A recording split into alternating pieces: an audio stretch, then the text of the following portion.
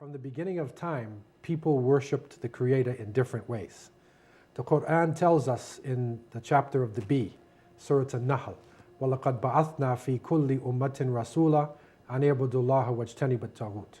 And verily we have sent to every nation a messenger, that they worship Allah and stay away from false gods. So amongst the people there were those who believed in one God, but there were also people who based their religion on natural things. So they based their religions on the movement of the sun, the stars, the heavenly bodies. Also on the natural seasons. So whether it's summer season, fall, winter, spring. Also on reproduction. So the mysteries of sexual activity and reproduction within nature. So these nature groups spread throughout the world.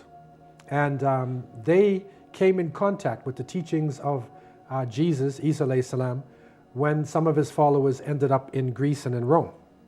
And we know that these followers to a great extent were influenced by Paul, who had accepted his teachings but then started to change the message somewhat, sort of opening up the doors for other types of beliefs.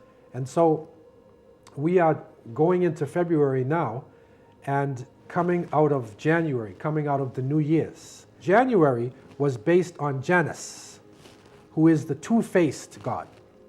He's got one face of spirituality and another face of materialism. And that's the hypocritical nature of the New Year's celebration. It's supposed to be a spiritual event, but actually, again, people are drinking alcohol and being involved in a lot of riotous occasions. So this is the confusion. Now going into February now, there was a celebration done by the Romans called the Lupercalia. And the Lupercalia was based upon their gods of Pan and Juno. And February is actually named after one of their gods as well. And so this is a time where you're coming out of the winter and you're going toward the spring season. And so they used to have large gatherings of young people, and they would take the name of women, put them in a large container, and the men would choose them and literally have a sexual relationship.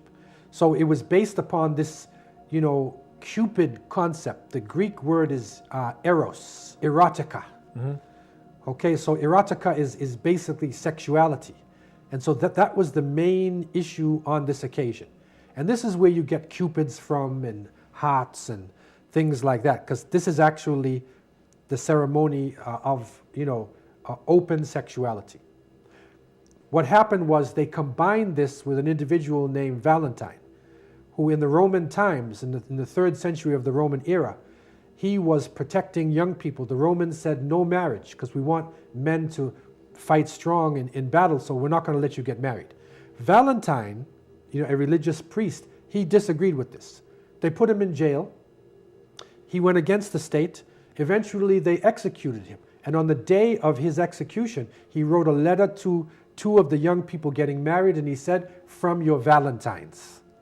So that's where he's Saint Valentine's. So they took the concept of the open sexuality, put the name of a Christian priest on it, so it seems like a holy day, but actually it's the open sexuality of the Lupercalia. And that is the dangerous thing for Muslims and people of conscience to get involved in this, because what happens is pornography, erotica, this overcomes everything else. So it seems like it's innocent. It's like they say, a wolf in sheep's clothing. It seems like it's innocent because Valentine was protecting young people. But the reality is, it is an occasion where more people commit fornication and adultery, where rape happens, unwanted pregnancy. It is actually a dangerous time. You will see in many of the movies today, erotica is an overriding concept. So the movie stars are in space and they're fighting aliens and someone falls in love. They're under the ocean fighting a beast under the ocean, someone falls in love. They're playing baseball or basketball, somebody falls in love. Every movie they're falling in love. Why? Erotica. So erotica is this concept coming out of the Greek culture that pushed the people towards loose, open sexual relationship. And this, of course, is very destructive to society. Not only is it going against the law of God, but secondly, it creates unwanted pregnancies, sexually transmitted diseases. It is one of the big problems and plagues in the world today when people do not organize their life, take responsibility for their sexuality. There's a lot of damage that actually comes along with it, especially for the women. And so therefore, we're saying to Muslims, don't play around with the devil. Don't play around with evil things and think that it is sport and play. Because what is happening is that young people are being fooled into focusing their life on their sexuality, as opposed to focusing their life on their education, on their physical fitness, and then grow into their sexuality.